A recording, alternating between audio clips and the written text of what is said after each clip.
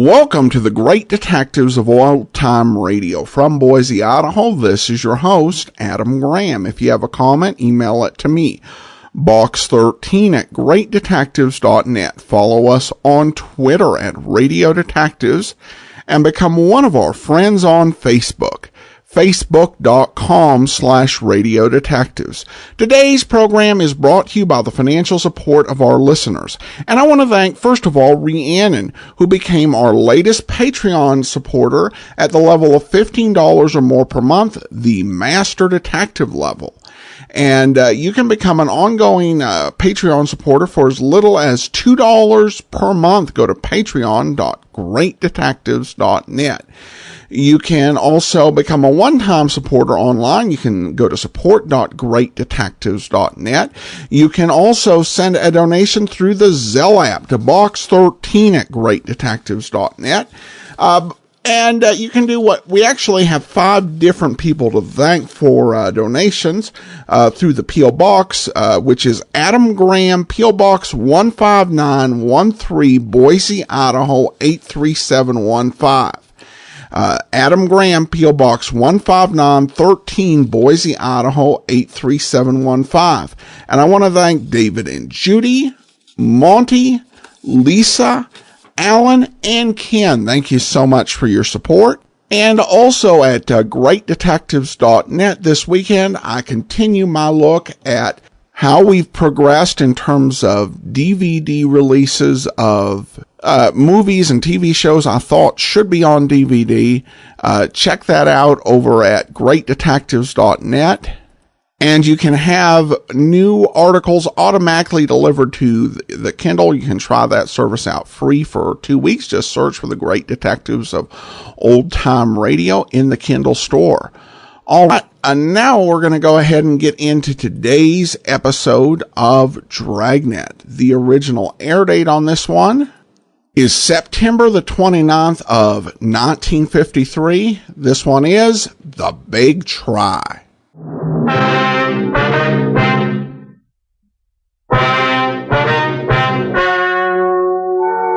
Ladies and gentlemen, the story you are about to hear is true. The names have been changed to protect the innocent.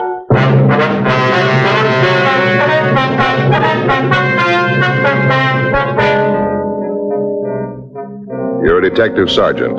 You're assigned to homicide detail. You get a call that a man has barricaded himself in his apartment. The report says he's going to kill himself. Your job, stop him.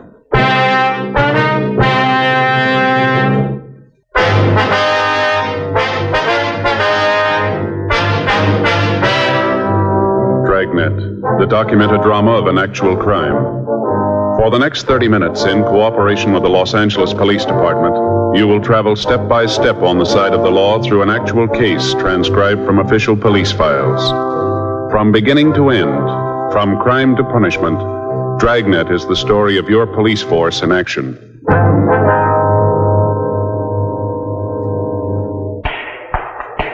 It was Wednesday, November 18th. It was cold in Los Angeles. We were working the day watch out of homicide detail. My partner's Frank Smith. The boss is Captain Warman. My name's Friday.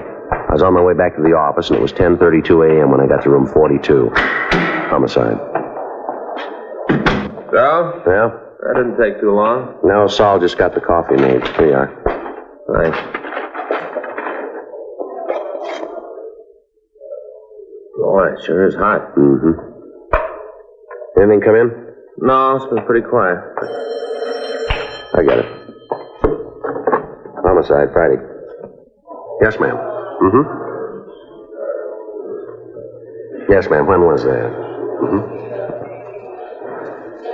No, ma'am. No, if you'll wait just...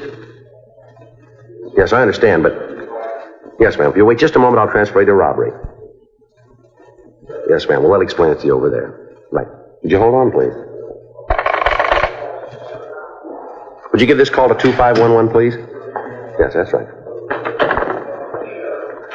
Sure dismal weather. Yeah. Feels like it's going to rain, doesn't it? Paper says it might hit tonight. Yeah. Well, I hope it clears up before Sunday. What do you got figured out this time? Well, Joe, I don't understand why you say it that way. You don't, huh? No. Well, what do you got figured? Take a look at this. I got just the ticket right here. The ticket, huh? Yes, sir, look at that. The answer to every homeowner's prayer. Take a look. Yeah. Gonna be a beauty, isn't it? Well, if you say so. Now, look here, Joe. Look what it says.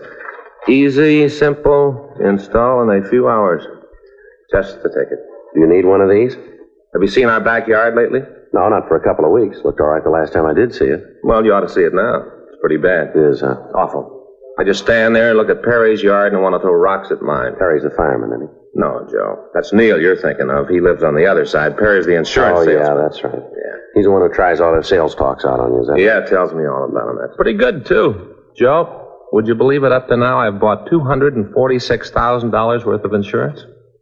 What? Yeah, me, just a policeman. Of course, that's all on paper, just on paper. Yeah. What's wrong with your yard? Too dry? Too dry. Yeah. Hot weather this summer, you know. Little plants that Faye put out drop like flies, Joe. They died. Like flies. But this is the answer, this right here. See? Home sprinkler system. Install it yourself. What's that? Look at it. What is it? It's a home sprinkler system, Joe. Read what it says here. Resists corrosion, rust, and rot. The answer? It is. Right. I'm going to put one of these little gems in my backyard. Just turn on the faucet. Everything's all watered. Don't have to stand there with a hose. Just turn it on and it's watered.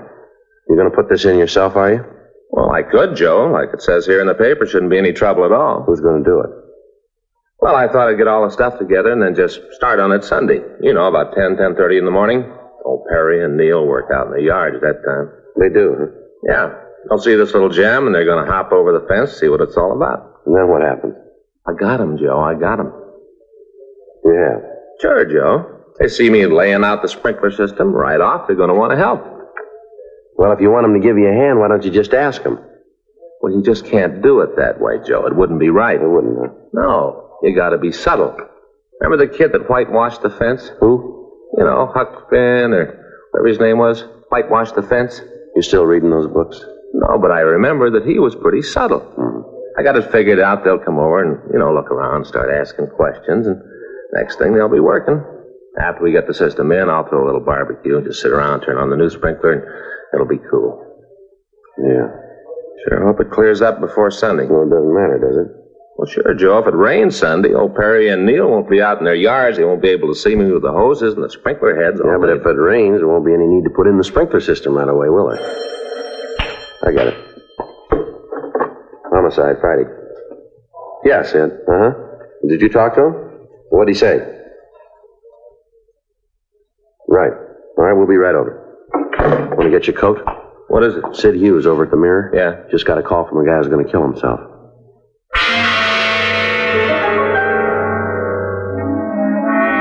"10:37 a.m. Frank and I notified the complaint board what had happened, and then we left the office. As we drove out of the City Hall garage, it started to rain. We turned up First Street and then over to Spring. Sid Hughes, the reporter who'd called me, was waiting in front of the Mirror building. Sid, over here. Oh. You got the address, Sid? Yeah, here. 2682 North Ardmore, out by the Ambassador. Hi, Smith. Hi, Sid. All right, let's go. What do you got on it, Sid? Well, a couple of minutes ago, the guy called. I answered the phone. Told me his name was Jan Padacek. Said he was going to kill himself. Yeah? I talked to him for a couple of seconds. It was easy to see he wasn't just another crank. He meant what he said. How'd he happen to call you? I don't know. He said something about the paper treating him right. Said he wanted to thank us. You know what he's talking about? No, I got Casey Shawhan working on it now. He's our city editor. Yeah, I know. He's checking the morgue file, see if he can come up with anything. You ever heard of him, Frank? No, name does nothing to me. How come you figure he's on the level, Sid? Well, the way he talked, I can't put my finger on it. Just something in the way he sounded. You knew he meant what he said. What'd you tell him? I tried to bluff it through, told him that there wasn't anything so important he ought to kill himself over. Yeah? I asked him to let me talk to him, asked him to wait until I could see him. What'd he say to that? Told me it wouldn't do any good. Nothing could make him change his mind, said I'd be wasting my time. Yeah? Told him I had a lot of it. Wouldn't do any harm to let me see him. He went along with that, did he? Yeah, said he'd wait 15 minutes. Told me to come alone, not to figure on trying anything. Yeah. Frank, you better kill the siren when we get near the place. Right. What time you got? 10:42. Can we go any faster? What's that? I told you I believe the guy. Yeah? He said to get there before 11:05.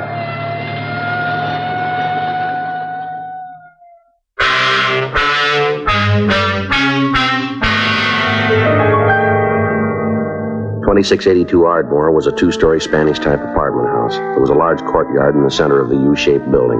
Apartment number 8 was at the rear of the yard. When we got there were several other people standing by the entrance. 2 police units had arrived, and the officers were trying to keep the crowd away from the door to the apartment. 11:03 a.m. As we walked back toward Patachek's apartment, Sid Hughes and I tried to figure some way to talk the man out of carrying out his threat to take his own life. I'm not sure how to handle this thing, Joe. I'd feel pretty bad if I went in and botched it up. Wish you could do it. Well, has Patachek ever seen you before? I don't think so. Why? Well, we can try a switch if you want to. Tell him I'm Sid Hughes. Well, that'd be better, Joe. You got some idea what to do in there. I'm not sure I could swing it. All right. I told him I'd shove one of my cards from the newspaper under the door. That way he'd know it was me. All right. Now, after you're inside, I'll try and get in touch with Casey and see what he's been able to come up with on Patachek. Good. Oh, better leave your gun here. Told him I'd come unarmed. All right. You think it's a good idea to go in there without a gun, Joe? Well, we haven't got much to say about it. The big thing right now is to try to get him out alive. Yeah, I guess you're right. Okay, you want to hang on to this for me? Right. All right, let's give it a try.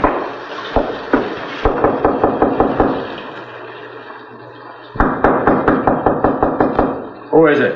It's Sid Hughes, Patachek. I told you I'd be out here. You want to let me in? What about the card? All right, here it is. Under the door.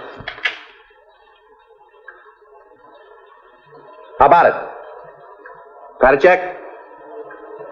Well, he took the card. I don't know. I hope this thing works out. You're going to try to get in touch with your office, aren't you, Sid, and see what you can get on him? Might help.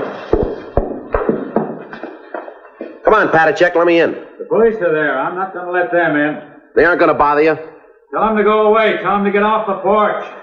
All right, Frank, you better get the other officers to clear the place out. Right. All right, the police are gone now. You want to let me in? Did you bring my mail in for me? What's that? My mail, it's in the box, right on the side of the porch. In the box. All right, I'll get it.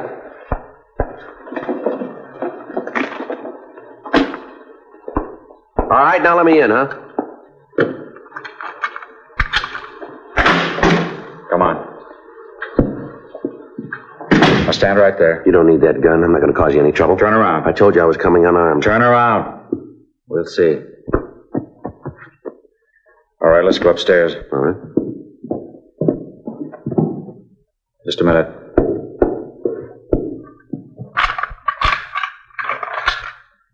Okay, let's go. Why don't you put the gun down? You're going to need that. I feel better with it. Mind if I take off my raincoat? No, go ahead. Make yourself comfortable.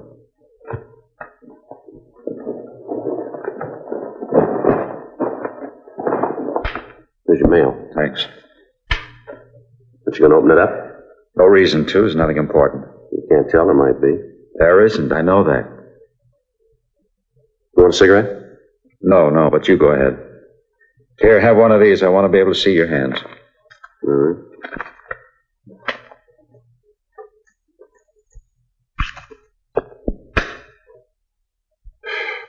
Well, what's this all about? There's no other way. What do you mean? All night I've been thinking about it since I got home. There's nothing for me anymore. I'm not going to prison. If they think they're going to take me, then they're wrong. Well, who says you're going to The prison? authorities, they said I have to go to jail for 90 days. I know how they plan it. They tell me 90 days, and then they'll keep me there for more. Well, I'm not going back to prison. You ever been in jail before? Yes, 5 years. What for? For nothing. 5 years because I didn't agree with what they were doing. I'm not going back. I'm not going. I'll kill myself All first. right, take it easy. You want to start from the beginning and tell me what happened? I said I forged a man's name to a check. Did you? Yes, but you've got to understand I didn't have any money. They're going to take my car away from me. I'm behind on my rent here. I owe money. All my creditors were hounding me. I thought if I could just get a little money to pay the bills, then I could pay it back when I got a job. I was going to pay it back, all of it. I really was. How much was the check? $250. Whose name did you sign to it? A man I know. I got a check and signed his name. He has the money. I was going to pay him back. I have a job coming up. As soon as I got paid, I was going to put the money back. I didn't mean any harm. I knew it was wrong, but it was the only thing I could think of. They were hounding me. What about that car? Couldn't you sell it? I suppose so, but then if I did, I wouldn't be able to get to my job. I needed my car for that. I had to keep the machine. Well, you'll have a trial. If you tell them what happened, they'll probably understand. The court will make an allowance. I've had a trial. I told them I was guilty, that I did forge a check. They told me I had to go to jail. You said you'd been in prison before. Yes. 5 years, and I escaped. Where was that? In Czechoslovakia. They put me in prison because I wouldn't do what they told me. They killed my father and my mother, and then they put me in prison. I know what it's like. I'm not going back. Well, the prisons here aren't concentration camps, you know. That's what you say. I know different. I've lived in them. You see here? You see these 4 teeth in front? Yes, I see them. Well, they're false. Is that right? I lost the teeth when I was kicked by a guard. You know why I was kicked? You know why he did it? No. Because my clothes were torn. That's the reason he kicked me. I tore my clothes, so he knocked my 4 front teeth Well, out. that's all over now, isn't it? Things like that don't happen here. Well, maybe not out in front of people, but they happen in the prisons. I'm not going to have it happen to me again. There were 800 of us, all arrested at the same time. 800, Mr. Hughes. Yeah. 800 men, people I knew. 800 human beings with homes and families. And I'm the only one alive now. All the rest were killed. All taken to Buchenwald and run through the showers. Now, don't tell me about prisons, Mr. Hughes. I know. I've lived in them. Tell me something. Yes. You remember the name of the judge who sentenced you here on the forgery charge? Yes. Well, let me call him. Let me get him over here and talk this thing over. We can work something out. There's no reason for you to do a thing like you're planning here. It's not that important. Maybe not to you. It isn't to anybody. We can work something out here. Let me call the judge. No, sit down, Mr. Hughes. Look, I'm not a stupid man. I have degrees from 3 universities. I speak 4 languages. I spent 5 years jumping every time a guard looked at me. 5 years wishing they'd kill me. 5 years wishing I could live in hell because it'd be much better than the way things were. Now they think they're going to send me back. They're not. You understand that, don't you, Mr. Hughes? Don't you? Yeah, I think I understand it. Look, you said yourself that you thought about it all night. Now, isn't it possible that you're making this thing more important than it really is? No. I came in here to help you. I want you to help yourself. Get your hands off me, Mr. Hughes. Now get over there. Look, I don't know how to tell you, Patachek. I don't know how to make you believe me, but none of us want to hurt you. We want you to be happy here. That's one of the reasons you came to this country, isn't it? Yes, I read the books about freedom. That's why I came here. Now they're trying to take that freedom away from me. Before I even have it, they're trying to take it away from me. I forged a check. I admitted it. I told them I did it. But I told them I'd pay the money back. That didn't seem to make any difference. They still said I had to go to jail. You said yourself that you were put in prison for not agreeing with the authorities. Isn't that what you said? Yes, that's what I said. Well, they don't do that in this country. You know that. Everybody's entitled to his own opinion and live his own life. We've got laws that are written by the people to protect the people. You understand that, don't you? The people themselves write the law. Yes, I understand that. Well, you don't break a law just a little bit. Either you keep it or you don't. Do you understand that? Yes. Well, you broke the law, didn't you? Isn't that right? I told you I did. I broke the law. All right, now listen. After you've broken the law, you can't make it right by saying you'll pay the money back. But the fact that you do want to rectify your mistake will certainly be taken into consideration by anybody in authority. Do you understand that? I don't know. I try to think. I've thought about it over and over. I can't come to any answer. Where are you going? Gotta take something for this headache. Got a bad headache.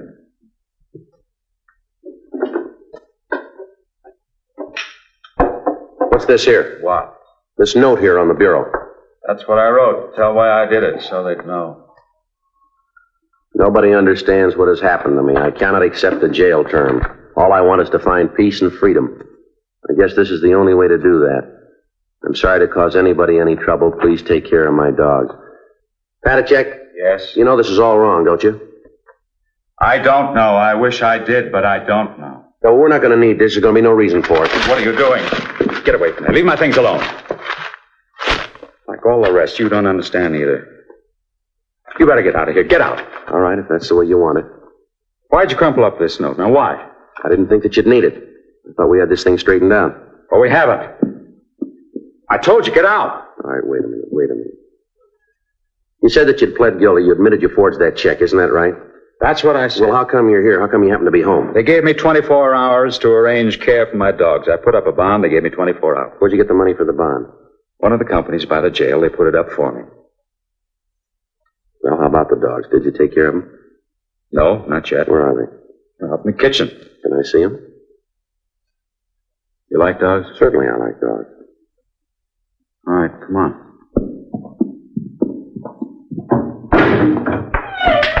There they are. This one's Marta. This little one's Eric. Yeah, they look like real good dogs. They are. Thoroughbred shepherds. Only friends I have. That's not true. You got friends. Who? Tell me who. Well, me, for one, I'd like to be your friend if you'll just give me the chance. How about it? What do you say? What's that on your belt? What? The leather case on your belt. What is it? You don't have to answer. I'll tell you. It's a bullet clip. You're not Sid Hughes, are you? Are you? No, Jan. No, you're a policeman. You're here to take me to prison, but you made a mistake, a big mistake. Yeah? I'm going to kill you.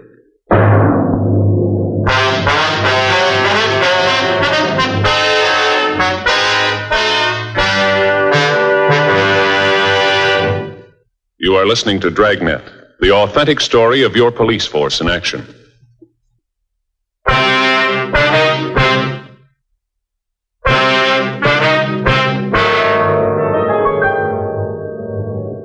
$11:18 a.m. I'd been in the apartment with Jan Patacek for 13 minutes. During that time, he'd held a chrome-plated Luger pointed at me. We'd gone into the kitchen to see the dogs, and Patacek had noticed the cartridge clip on my belt.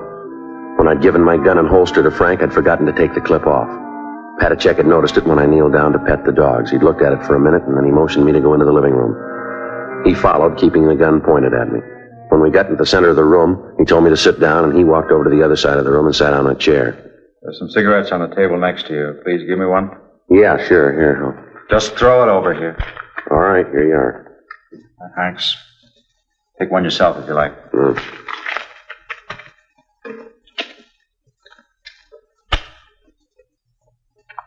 Who are you? My name's Friday. You're a policeman, aren't you? That's right. You know, killing isn't new to me. I've done it before. All right? Yeah. See this gun? Yeah. I killed the man who owned it. He was the one at the prison camp, the one who kicked me. After I escaped, I went back. Now I have the gun. Now I don't have to listen to other people who tell me what to do or when or how to do it. You'll listen to me because you know if you don't, I'll kill you. You know that, don't you? Maybe. I've seen a lot of killing. I know what it is. I won't hesitate to kill you. What about the people you know here? What about? How are they going to feel after you've done away with yourself? It won't matter to them. You sound pretty sure about that. I'm as sure as I can be. You mean that in the 2 years that you've been over here in this country, you haven't made any friends that are going to care about Not at all. What about the people in that picture? Why? Right here. This photograph here. Christmas party, all the signatures. Won't they care? No. How about this one here? It says to Jan with deepest regards. Signed Mary Jane. Is this her? Yes, that's her. Looks like a nice girl to me. She is. Well, she'll care, won't she? I don't think so. Why? Because all of them, they felt sorry for me all the time. They tried to make it easier because they felt sorry for me. They thought I didn't know, but I did. All the time, I knew. Well, some of the things that they wrote on the pictures doesn't make it look like that. Some of them are pretty nice. They didn't mean them. You really believe that? I don't have any other choice. How long's it been since you did believe in anything? Long time. How long? I guess since my mother died. When was that? At the beginning of the war. Right after the conference. They came one night. They took her and my father. Took them both. I never saw them again. I heard what happened. Guess that's the time I stopped believing in anything. How'd you happen to come over to this country? After I escaped, I went to England for 5 years. I worked with the Czech forces there. Then, when the war was over, I got permission to come here. I think you said before that you came over here because you wanted the freedom. Isn't that right? Yes. You found it, didn't you? I guess so. Anyone ever try to tell you where you could go? No. What church to go to? No. You can say what you think, can't you? Yes. Well, why do you want to do this thing? I try to tell you, I know about prisons. I know what goes on behind the doors. I lived there. I lived and died in them. You ever been in one? Yes. As a prisoner? No, not as a prisoner. Well, that's just it. Maybe they got you fooled, too. I remember when the people from the relief organizations would come along. The guard would take us out in the court of the prison. They'd make us stand there and tell the people how good they were to us. If we didn't say it that way, then they'd take us back and beat us to death. I know what goes on behind the doors. I know because I saw it. I lived it. Now, don't tell me what happens.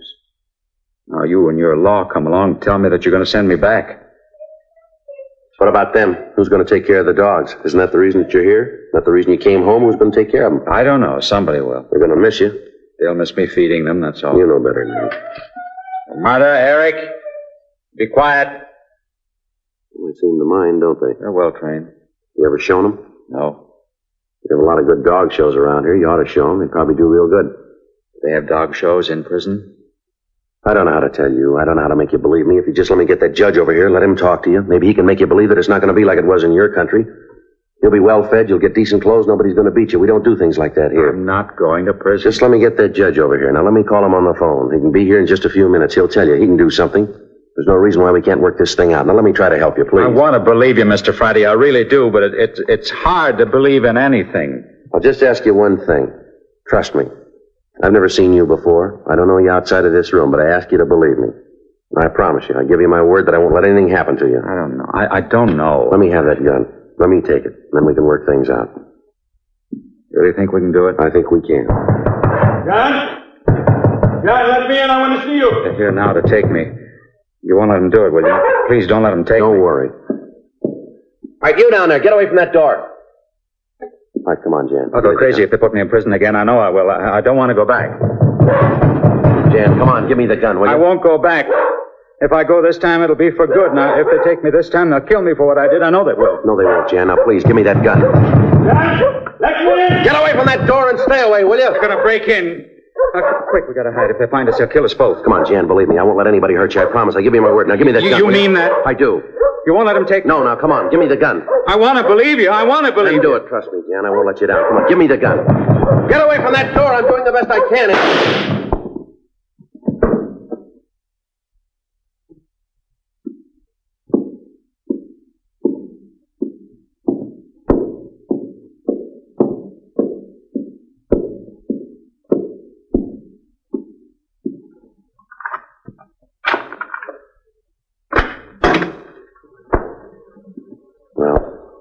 Who is he?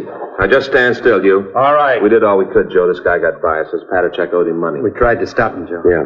You the man who was with him? That's right. Well, you had no business up there. That's what you get for trying to impede justice. That's just You want what to tell me get. something? What were you doing pounding on that door? Patachek owed me money. I heard he was going to jail. I wanted to get it before he left. I had a right to be here. If you tipped your nose out of this, I'd have gotten it straightened out. Sure you would have. Patachek's dead. I know that. I heard the shot. I'm out $200 he owed me. Think I'll ever get it back? I hope you're happy. You just took $200 away from me, didn't you? Come on, Frank. Sit. Yeah. Let's go.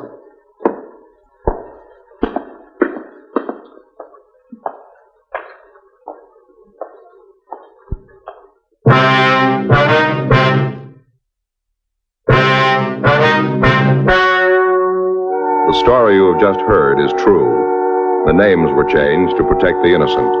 On November 19th, an autopsy was performed in the coroner's office in and for the county of Los Angeles, state of California. In a moment, the results of that autopsy.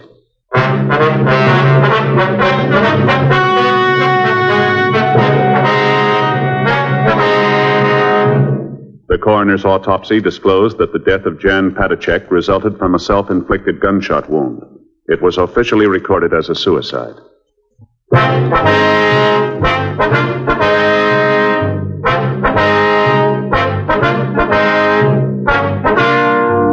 You have just heard Dragnet, a series of authentic cases from official files.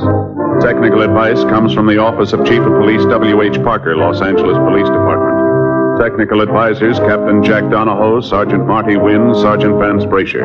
Heard tonight were Ben Alexander, Whit Connor, Vic Perrin, Jack Crucian. Script by John Robinson. Music by Walter Schumann. Hal Gibney speaking. Watch an entirely new Dragnet case history each week on your local NBC television station. Please check your newspaper for the day and time.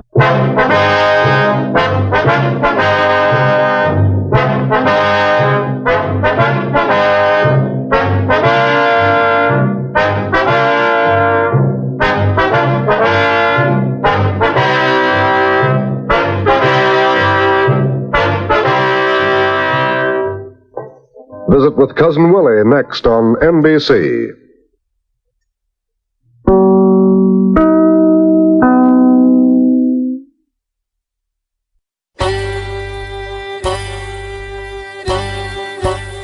Hi, this is Andrew from OTRWesterns.com. I wanted to invite you to come take a look at our site where we put out podcasts of old-time radio westerns.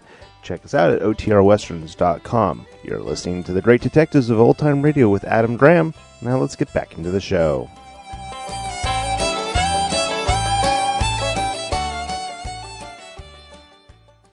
Welcome back. Well, just a very fine episode of Dragnet. Certainly not a happy one, but this one is definitely unique. And it's tragic and sad, but has a real great human level of drama.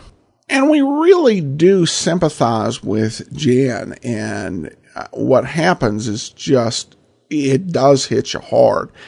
And I think that the episode just shows how much difference compassion or failing to show compassion can make when dealing with people. Essentially, Jan ends up dying in large part because of one man's selfishness and lack of compassion.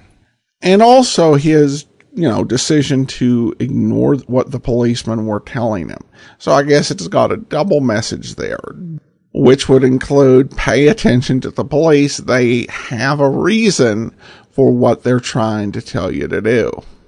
And I also have to appreciate the cleverness of the story in that it began with a really, really lighthearted conversation between Friday and Smith, which really just kind of makes how hard this story goes just have even that more of an impact.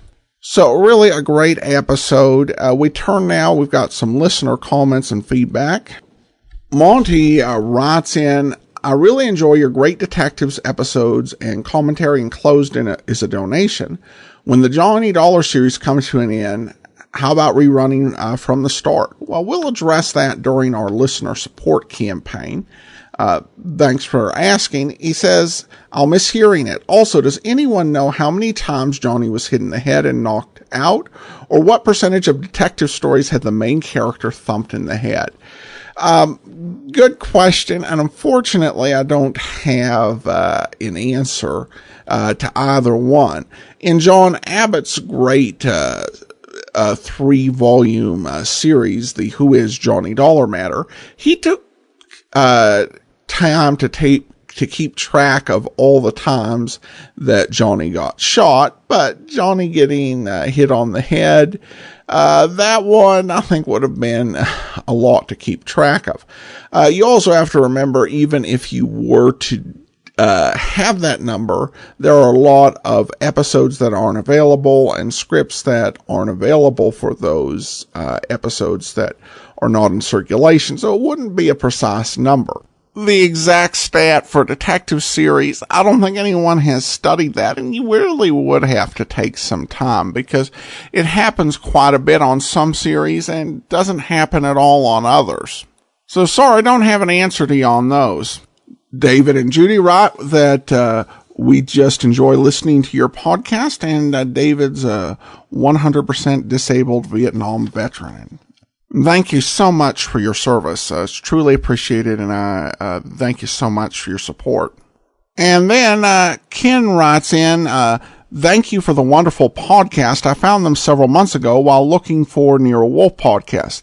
Ever since, I've been listening faithfully to your new podcast and attempting to catch up on the older ones. I'm not sure what my favorites have been, perhaps Johnny Dollar and Boston Blackie. I was never a fan of the radio Nero Wolfe because of the variations from the Rex Stout written books. There's a reason that Stout never listened to any of the radio Nero Wolfe programs. As I recall, he read a script and formed his conclusion from that. Once I got used to Nero Wolfe, I really enjoyed it. And then at the end of the letter, he writes again, thank you for all the wonderful episodes. I wonder how I could learn more about Robert William Dabbs Greer's radio career. His Wikipedia page really doesn't state anything about his radio career. I think I've heard him on several episodes of your podcast. Well, in answer to the question on that one, Ken, what I do when I'm looking for a specific personality and I can't find any evidence or reference to them having a radio career, I go to radiogoldindex.com. It's not a flawless website, but it's probably the best you have for finding people's radiography from the golden age of radio. And so if you go to radiogoldindex.com and you do search by artist, and you can go through it alphabetically and find the actor's name or writer's name and find what works are collected there. I'd say Radio Gold Index doesn't have every old-time radio program, and its entries are not 100% correct. But it does give you as good an idea as I think you can find. In the case of Mr. Greer, I took a look, and essentially there were a couple of radio rebroadcast of TV shows that were captured in this catalog. So I don't think he had a radio career to speak of. And it may have been one of those situations where actors didn't do radio acting under their own name for reasons and to comply with contracts. So I don't know if that was what was going on in the case of Mr. Greer, but that's what I found. And going to RadioGoldIndex.com is generally a step I would recommend. Then we have a comment from Bill regarding the episode The Big Cab. Bill writes, "Hi Adam, even though it was about 9 years before the fact, I had to chuckle a bit at the name of the first victim, Raymond Bailey. For those who don't know, Raymond Bailey was a character actor, mostly on TV, whose claim to fame was as Milburn Drysdale on the Beverly Hillbillies. I don't know where writers come up with names for their scripts, but it's funny when it's the name of someone famous, semi-famous, someone you know or even know your own name. As a kid, I was excited when I found out that my name was used for a man framed for murder in an episode of Ironside, one of my all-time favorite shows." Well, thanks so much, Bill. And yeah, that is interesting. And coming up with names is always a challenge. And, different writers approach it differently. My wife, when she comes up with names for characters, it usually has some very specific meanings. Others just like, okay, that name sounds good. Of course, we just don't know with Raymond Bailey what the reason for it. It could have been that someone knew Bailey who was in Hollywood and doing acting, even though he hadn't really, gotten to the role that he was famous for, and just decided to name the character that way. But the character name is also common enough that, it didn't necessarily have to be that. You're right, it is interesting when you have a character with a famous name. Of course, on Johnny Dollar, we did a couple years ago the Jimmy Carter matter, and it had nothing to do with the future president. Finally, I did get a question from Alan. Says, can you tell me if I can listen to your broadcast on my internet radio? I receive all stations from Receiva, if you're familiar with that aggregator. No, I am unfortunately not familiar with that internet radio station. The only internet radio that we are on is you can listen to the podcast on iHeartRadio.com. So we are added at iHeartRadio.com, but I am just not aware of Receiva, so I would not know how to get that to work. But thanks so much for the question. That'll do it for today. Join us back here tomorrow for Public Domain Video Theater. And then Monday we'll start all over again with Mr. Keen, Tracer of Lost Persons, and be back again next Saturday for another episode of Dragnet. In the meantime, send your comments to box13@greatdetectives.net. Follow us on Twitter at Radio Detectives and become one of our friends on Facebook, facebook.com/Radio Detectives. From Boise, Idaho, this is your host, Adam Graham, signing off.